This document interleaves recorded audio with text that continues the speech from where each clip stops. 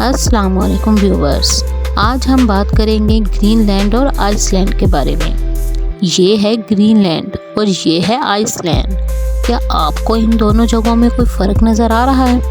जिस जगह का नाम आइसलैंड है वहाँ असल में हरियाली और सब्ज़ा ही सब्ज़ा है, और जिस जगह का नाम ग्रीन लैंड है वहाँ असल में बर्फ़ ही बर्फ़ है।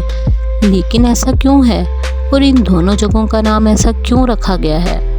ये जानने के लिए मेरी वीडियो को एंड तक ज़रूर देखें। अगर वीडियो पसंद आए तो लाइक करें और सब्सक्राइब करना ना भूलें। क्या कभी सोचा है कि ग्रीनलैंड में ऐसा क्या है कि इसका नाम ग्रीनलैंड पड़ा? ना तो यहाँ पर कोई दरख्त है और ना ही कुछ हरा भरा, दूर दूर तक सिर्फ बर्फ़ ही बर्फ़ है।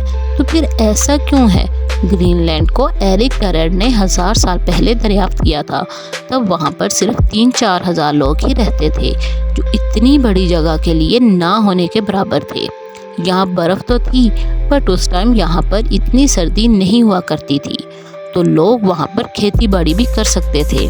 तो एरिक ने वहाँ की पॉपुलेशन बढ़ाने के लिए इसे ग्रीनलैंड का नाम दिया। आप जानते हैं कि इनके नाम इनके फिज़िकल फीचर और यहाँ पर मौजूद वेदर से इतने मुख्तलिफ क्यों हैं? आइसलैंड कभी बर्फ़ से ढका एक एरिया था और ग्रीनलैंड ग्रीनरी वाला इलाका कहलाता था। इनके वेदर और फिज़िकल फीचर में ये तब्दीलियाँ क्लाइमेट चेंज की वजह से आईं। जी हाँ, इनकी मेन रीज़न कार्बन डाइऑक्साइड की ज़्यादती और कमी है। जिस जगह पर कार्बन डाइऑक्साइड गैस ज़्यादा होगी वहाँ पर हीट भी ज़्यादा होगी, क्योंकि ये गैस अपने अंदर टेम्परेचर को एब्जॉर्ब कर लेती है। जिस जगह पर कार्बन डाइऑक्साइड गैस की मिकदार कम होगी वहाँ का टेम्परेचर भी लो होगा।